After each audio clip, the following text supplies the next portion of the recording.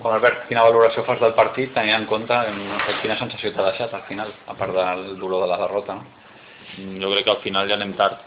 És un partit en el que sabem perfectament on es poden fer mal i la falta d'atenció i d'atenció ens causa que te'n vagis perdent a la mitja part. La segona part sortim quasi igual i espavilem a partir del segon gol. O sigui que massa tard ja s'ha vist.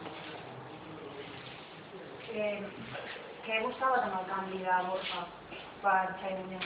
Cap cosa, s'ha lesionat Xavi i hem tingut que canviar. Venia ja de molèsties de fa 2 setmanes, ha tornat a trencar-se i hem tingut que canviar, i com que faltaven molts minuts encara per davant, teníem gent ofensiva perquè estava Joaquín, estava Canario, estaven a les dues bandes i estava Manolo Bueno, hem intentat mantenir l'estructura de l'equip, però sí que ja amb el segon gol hem passat a jugar amb Gabri també per davant, hem intentat treure frescura per banda amb Sergio i bueno, ja et dic, jo crec que a partir del segon gol sí que s'ha vist una mica l'equip, però no ha sigut suficient. Li ha faltat a l'equip, sobretot a la primera part, en què s'aproximava però ha faltat alguna cosa, no?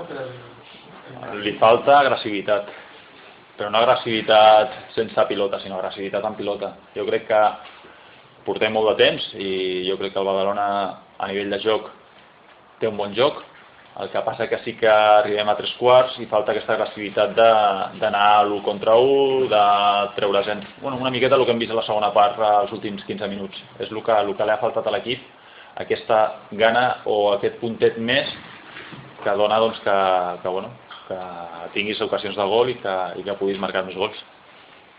L'equip no guanya a casa des de la primera jornada. Tens la sensació que potser quan has jugat a Santa Llona han estat afegides, que no quan has jugat fora, o és indiferent?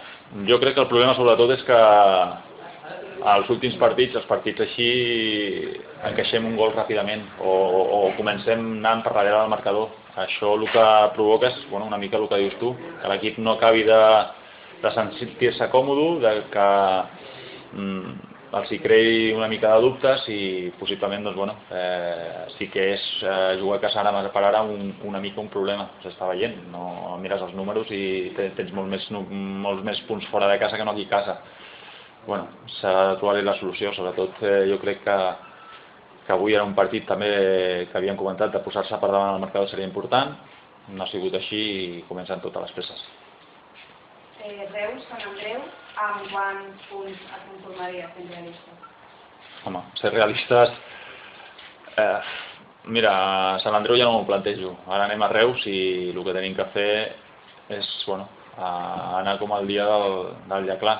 L'equip va estar molt bé en intensitat, en aquesta agressivitat que hem parlat, sabent, perquè, gràcies a Déu intentem controlar una mica l'equip contrari, i la feina de controlar-lo i de saber més o menys on es poden fer mal, com avui. Avui parlàvem d'un equip que defensivament és un molt bon equip, està molt ben treballat, que a nivell de contra surten molt bé i després tenen un gran llançador com és també a pilota parada. Avui s'ha demostrat el que hem preparat durant tota la setmana.